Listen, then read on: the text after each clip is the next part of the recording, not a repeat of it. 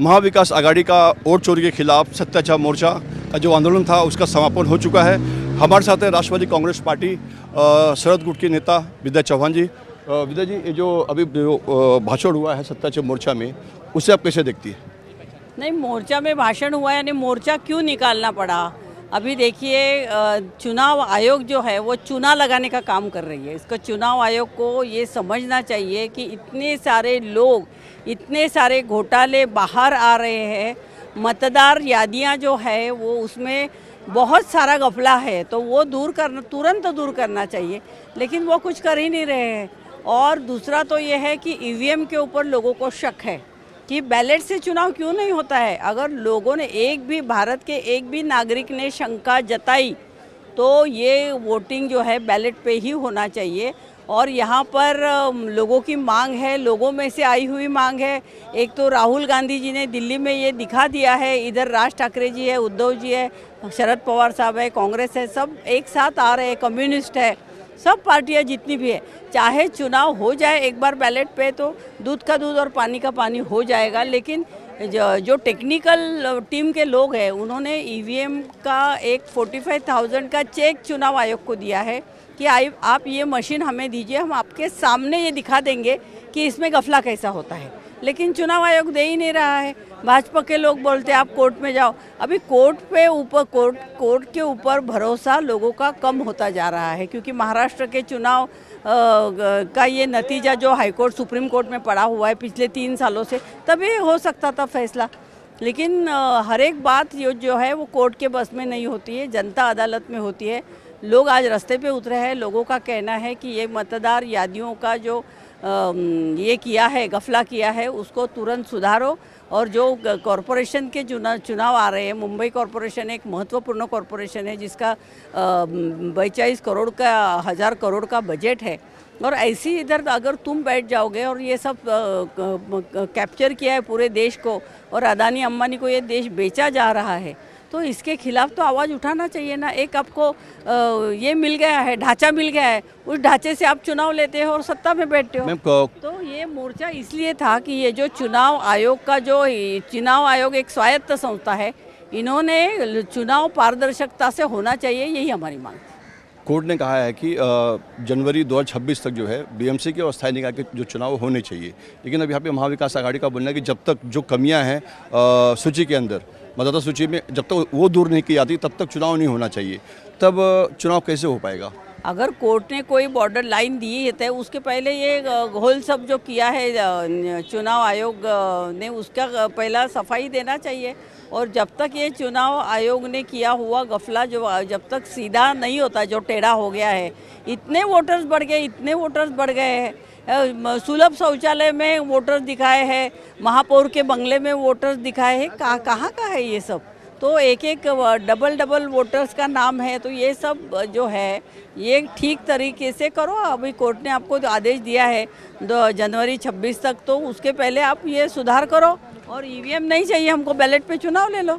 कहने बीजेपी का आरोप है कि महाविकास आघाड़ी जो है दोहरा मापदंड अपना रही है, और उसके खिलाफ उन्होंने जो मूक आंदोलन किया यहाँ पे गिरगांव में। नहीं, हमारा मोर्चा, हमारा आंदोलन भाजपा के खिलाफ है नहीं। पहली बात तो ये है, भाजपा अपने आप को क्यों घसीट रही है उसमें। हाँ, स्वायत्त संस्था चुनाव आयोग है, इसके खिलाफ हमारा कहना है कि मतदाताओं का भरोसा ईवीएम पे नहीं है, और मतदार यादियों में जो गफला किया है उसे आप सुधारो। उसमें भाजपा कहाँ आती है? भाजपा सत्ता में है और ईवीएम के जरिए वो सत्ता में आई है, इसलिए उनको ऐसा लगता होगा कि हमारी सत्ता ये लोग छीन लेंगे, क्योंकि इन्होंने गलत तरीके से सत्ता अपनाई है। और बीजेपी का आरोप है कि ये जो आंदोलन है महाविकास आघाड़ी का आंदोलन था, पूरी विपक्षी पार्टियों का आंदोलन था, लेकिन इस आंदोलन में सिर्फ भगवा झंडे दिखाई पड़ रहे हैं, और कांग्रेस जो है उसका कहीं भी एक भी पोस्टर बैनर नहीं दिखाई पड़ रहा है, और कांग्रेस से कोई भी जो बड़े नेता है वो यहाँ पे मंच पे उपस्थित दिखाई नहीं दिए। बीजेपी का ऐसा आरोप है। बीजेपी का आरोप चाहे कुछ भी हो, इसकी शुरुआत राहुल गांधी जी ने की है, कांग्रेस ने की है। और यहाँ पर राज ठाकरे जो उनका कहना है कि राज ठाकरे और कांग्रेस का जमता नहीं है, इसमें कुछ भी नहीं है। हम विरोधी पार्टी के लोग जो है चुनाव आयोग के खिलाफ मोर्चा निकाल रहे हैं। कल हो सकता है हम लोग अलग अलग चुनाव लड़े, कल हो सकता है हम साथ में वो चुनाव लड़े। इसका चुनाव से कोई संबंध नहीं, कोई लेना देना नहीं है। हमारा कहना है कि मतदार यादियों में जो गफला किया है उसको आप सुधारो, और कांग्रेस हमारे साथ है। कांग्रेस का ऐसा, कांग्रेस के बाला साहब थोरात और बहुत सारे नेता यहाँ पर आए थे, वडेट्टीवार जी भी थे। ऐसा कुछ नहीं है कि कांग्रेस का कुछ क्या अलग कहना है। कांग्रेस ने तो इसकी शुरुआत की है, राहुल गांधी जी ने बहुत मेहनत करके इसकी शुरुआत की है। और राज ठाकरे जी का तो ये कहना है कि चुनाव आयोग बहुत बड़ा गफला कर रहा है, तो उसमें क्या है, कोई मतभेद नहीं है हम लोगों में। बीजेपी का आरोप है कि जो पोस्टर बैनर जो है यहाँ पर दिखाई नहीं पड़े आंदोलन को लेकर। उनका ये भी बोलना है कि बिहार में जो चुनाव होने वाले हैं उसको देखकर कांग्रेस कहीं न कहीं डर रही है, और यहाँ पर राज ठाकरे खुद मंच पर उपस्थित हैं। कहीं न कहीं राज ठाकरे का साथ मिलने पर बिहार में जो है कांग्रेस को वोट नहीं मिलेगा, कहीं न कहीं बीजेपी का ये आरोप है। नहीं, ये सब मीडिया ने किया है, ऐसा कुछ नहीं है। राज ठाकरे जी हमारे साथ इसलिए है कि लोग उनका साथ दे रहे हैं, और राज ठाकरे एक मजबूत नेता है महाराष्ट्र के, और उनके विचारधारा कोई अलग हो, कांग्रेस की विचारधारा कोई अलग हो, उनका कुछ कहना नहीं। वो कहते हैं कि मराठी लोगों के लिए उनको काम करना है, तो वो ठीक है ना। तो बिहार में चुनाव है इसलिए यहाँ झंडे नहीं है, ऐसा कुछ नहीं है। कांग्रेस हमारे साथ है। एक आखिरी सवाल है, क्या जो बीएमसी चुनाव आने वाले हैं, क्या अगर राज ठाकरे शिवसेना साथ आती है तो क्या कांग्रेस भी उनके साथ में मिलकर चुनाव लड़ेगी? अभी देखो, स्थानिक स्वराज्य संस्थाओं के चुनाव जो होते हैं उसमें कार्यकर्ताओं के चुनाव होते हैं। अभी हम लोग और कांग्रेस भी एक साथ लड़ते हैं, तो कई जगह पे ऐसा होता है कि कार्यकर्ताओं को कहना होता है कि नहीं, ये सीट हम कांग्रेस के लिए नहीं छोड़ेंगे, तो मैत्रीपूर्व लड़त हो जाती है। तो ऐसा तो यूपी में भी होने वाला है, सब लोगों में ये होने वाला है कि कार्यकर्ताओं के जो पॉकेट्स है, वहाँ जिसकी सत्ता है, जो नगर सेवक पद के लिए हकदार है, उसको सीट मिलेगी।